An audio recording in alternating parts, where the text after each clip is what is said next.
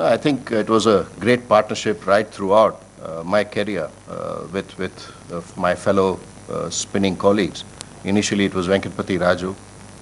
Rajesh Chavan was a part of our group. Hirvani very briefly. Sunil Joshi later on. And then Bajji, of course, close to 10 years we played together. And sometimes we competed against each other. So that was a bit of a challenge. He played one, whenever we toured abroad, where they could only accommodate one spinner. So it was always either him or me. So that was a bit of a tough ask. Even in one days, it became that way. But I never felt that it was a competition. I mean, yes, competition in the sense it was very healthy. So I never felt, jealous or anything of that sort, saying, okay, I should be playing. Yes, you always feel that you should be playing in every game. But it was a great healthy competition with Bajji actually bowling exceptionally well on that Australian series in India when I was injured. So I think from there on, it changed the way we started playing Test cricket. So it was a very healthy competition. I enjoyed the partnership because I believe that spinners, like fast bowlers, how they hunt in pairs, also hunt in pairs. So if you have two good spinners bowling from either end, it's not easy for the batsman. And invariably, pressure gets batsmen out. And the way you can build pressure is when you have quality at the other end. And I always had quality at the other end. I was fortunate that, I had always quality at the other end. So it was something very special as a partnership. And I enjoyed bowling with him. I mean, he was very aggressive as well. And sometimes he showed that aggression on the field. So it was good to have that kind of a healthy relationship. In terms of captain, I think I've had some fantastic captains right through my career. I mean, I was very lucky that Azhar was the first captain. I was lucky that most captains, I think all captains, didn't really bother coming and telling me what fields to set, or, they didn't give me instructions. I never bowled with the captain's instructions. So it was always the other way around, where, I had the freedom of setting my own field, bowling the way I did. So that relationship was there right from the first test match that I played till, of course, I captained the last test. So right through, whether it was Azhar, Sachin, Saurav, Rahul, I think all of them had, I had a great relationship. So it was never saying, no, I want you to bowl only like this. Yes, on a couple of times we disagreed, but that's bound to be there on the field. If you've played for 18 years, you can't always agree on every opinion. So there is bound to be there. But then I enjoyed, those discussions as well. So I've had some great captains who I played for. Yeah, Warne-Murali competition. It was, I don't know whether I looked at it as a competition, but I could never compete with a Muralidharan or a Shane Warne. I wish I had the skills that they had. That's something which I always not regret, but I tried to bowl genuine leg spinners, tried classical leg spinners like how Warne does. Had great chats with him when we toured Australia, or when they came to India, whenever we had the opportunity to sit and chat. So I've had some great friendships with Warne, and even more with Murali, because we played a lot more. We saw each other a lot more. And Murali would always call up and congratulate me after every milestone.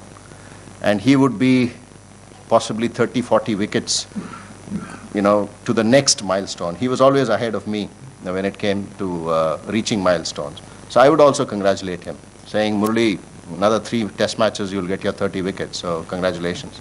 So it was always, a healthy friendship that we had, and it still continues. So I'm really glad that I was able to play in the same era. And I thought all 3 of us had our own responsibilities as far as the team went. Whether it had to be attacking most times, but also defensive at some times. Not necessarily Warne, because he had Glenn McGrath at the other end, and he had other fast bowlers tearing in. But Murali and I, probably we had to literally hold one end together, and that was our roles. And so we thoroughly enjoyed, this partnership, and even to an extent Mushi as well. I mean, Mushtaq Ahmed, when they came to, when Pakistan toured India in '99, we had a good chat as well. So it was nice to have all these spinners, bonhomie, so to speak. I mean, we would discuss how do you bowl at such and such a batsman, and how do you. So it was nice. It was no secrets. Yeah, I think the general conviction is that you won't get the wicket to your favor. So that's where you start from, and invariably, all 5 days will be like the first day of a test match in back home. So you'll have to think on those lines, and especially when you're playing a test match, the roles change. You'll have to massage your ego a little bit and say, come on, you don't mind getting hit. You have to set different fields. You can't always have a short leg silly point and a gully or a slip always like you have back home. So those are the things that you'll have to probably get your mind aligned to. And once that happens, then it's a lot easier bowling outside of India, especially outside of the subcontinent. So that's something which I made that transition probably in 2003, 2004. Until then, I was always fighting my own self, saying, no, I think I can still have all these fielders there, and then put pressure on the batsman, irrespective of what the situation demanded. So that was one thing that I learned going forward, in my career, was it doesn't really matter if you have a deep square leg and a deep mid-wicket to a Matthew Hayden. It's still an attacking position. And that's the kind of thinking that I had to make a shift. And coming to your one day, I think one day is all about keeping it simple. That's a challenge because you tend to not react to the way batsman is doing. You preempt. You try and say, okay, think that okay, he's going to play this shot, so let me do this differently. But I always tried and kept it simple, bowling wicket to wicket, and bowling good areas, good line and length. I mean, if you consistently do that, if the batsman misses, you hit. So that was my simple formula whenever I toured abroad as well. I mean, the bounce was different. You got a lot more bounce when you traveled to Australia or South Africa. So that was the small little change that you had to make in the length rather than in other areas that you had to do. Always played my game with extreme responsibility. So whatever honor, whatever opportunities that I have got right through my career, whether it was, like you mentioned, from K. Anil to Anil Kumble, yes, I've had that transition of whatever opportunities came my way. I felt that everything was responsible. I was responsible to not just that game or my own individual game, but to a larger audience who were watching it. So yes, with honor and with this award, it certainly comes with greater responsibility. And like I mentioned, it's a long list of great players who are in that, very eminent players who have played this game. So yeah, to be a part of that is itself a great honor. And I think all along, I have various hats that I've had, whether it is a part of the cricketing setup or the administrative setup. I think I've been extremely responsible in terms of managing all of that. And then at the end of it, all I can do is give my 100%. And that's all I've done right through my career. And if, yes, over a period of time, it balances it out. Initially in my career, like I mentioned, I had pretty average record outside of India. But post 2003, 2004, it started getting better. And then when I finished my career, if you look at the overall record, it's not bad. So I think if you give in your 100%, I always believe that, just giving your 100%, over a period of time, things balance out, and then you get the right result. You might not get it immediately. For some people, it happens straight away. For me, it's always happened late than sooner. So I've always given my 100% and whatever responsibility, I already have a huge responsibility of chairing the ICC Cricket Committee. So that's something which is a great honor, and I represent the cricketing fraternity in that responsibility. So I'd like to continue doing what I can in that form. No, I think the team certainly looked at me uh, at the very start. That's what I believed. Uh, I always believed that I was not, even when I made my debut for India, or whichever game I played for, I never felt that I was the fourth bowler coming in or the fifth bowler coming in. So there is a senior bowler, so he will pick up the wickets. My job is to just contain. No, I always felt that I have to do the job, whether it is a green top, whether it's a turning track, whether it's the first day, whether it's the final day. I always believed that I had to pick up wickets. And I thought the team also started looking at me possibly after the uh, England series in '93. So it was pretty early in my career. And I was surprised, I've mentioned this, I was surprised that, even after being dropped in 2002, 2003, when I made my when I came back into the team, people still expected me to win matches. So I couldn't figure that out when people wanted me to,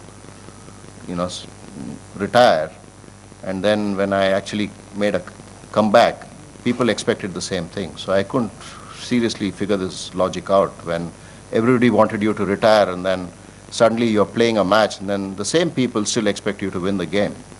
So I didn't understand that logic. But I guess that was what was expected of me, and I was glad that I was able to, meet my own expectations. I am extremely happy with my career. Personally, yes, as a team, I would have loved to be a part of a winning World Cup team, although we finished second in 2003. But I was glad that, some of my colleagues who played with me were able to achieve that in 2011, and I was there watching the game.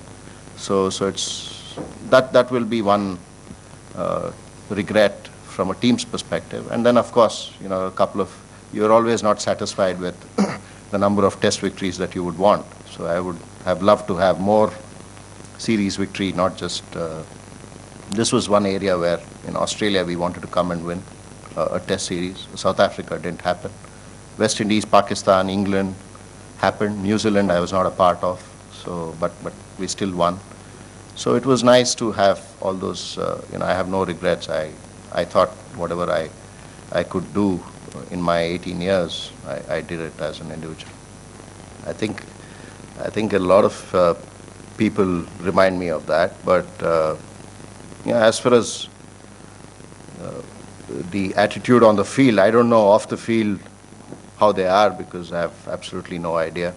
But I think, I sometimes see Ashwin and see myself in him sometimes, when he's bowling, batting.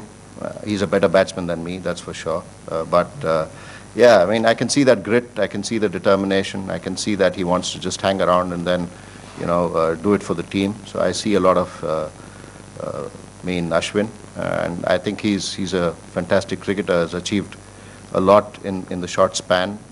Of course, there's been some question marks, like how I had question marks, when I played outside of India. Same thing is there with Ashwin as well, but he can only get better if he starts playing outside of India. So if he doesn't play outside of India, he'll never get better. So I see certainly Ashwin as someone who I believe has everything to be a fantastic cricketer for India. Yeah, it was a huge challenge, because ultimately everybody was looking at orthodox leg spin and then comparing me with orthodox leg spin. And that comparison remained right through my career. So it was a huge challenge for me to tell myself that I was good enough. I had to constantly do that. I had to constantly talk to myself saying, look, I think I'm good enough to play. And although, I couldn't go to too many people, even whoever was coaches who were a part of the team, they would never come and tell me that, look, your arm is coming like this, your arm is going like that, that's the reason you're not bowling well. So it was always the batsman. Like I mentioned, these 4 or 5 batsmen who I played with, whether it was Rahul, Sachin, Saurav, Lakshman, Viru, or whoever it was. So they were the batsmen who were giving me, they were the coaches for me, because they were the ones who were giving me the feedback, saying, no, I think your pace is not the same like what it was in the last game. The trajectory is different. So I had to learn as I was going along. So it was a huge challenge. I did give it a shot when I was dropped in 1996 of getting to bowl in a very orthodox way. I went to V.V. Kumar in Chennai for about a week, spent a lot of time there, and then came back. And then we had a Irani Trophy game. And in that Irani Trophy game, there was pressure in the second innings. I was captain. I bowled with the changed action and everything in the first inning. Picked up 4 wickets, got a couple of guys out in first slip, spun the ball, took the edge, got them out at first slip. And there was pressure in the second innings because we were following on. We just avoided follow on. And Mumbai had scored 190. And it was a turning wicket. The wicket was up and down. So I decided that, look, this is what I am. I'm sorry, I can't be somebody else. If you want to play me, fine. Otherwise, this is what I am. So I went about bowling the way I normally do. I picked up a 7 for. We lost the game closely. And that's when I told myself that, look, this is how I'm going to be. I will make those subtle changes, but I can't be a Shane Warne. It's impossible. I can't be a Muthaiya Muralidharan. It's impossible. But I will just go about what I can do with subtle variations. And then, if you feel that somebody else is better than you, fine, great. But that's a way of life. So I accepted that at that point in time. Till such time, I used to fight with myself, saying, I think it's important, I need to change. And even after that, even in 2003, 2004, those thoughts kept coming back. But I certainly felt reassured when I came here and then picked up wickets. That's when it changed, saying, look, I can be successful outside.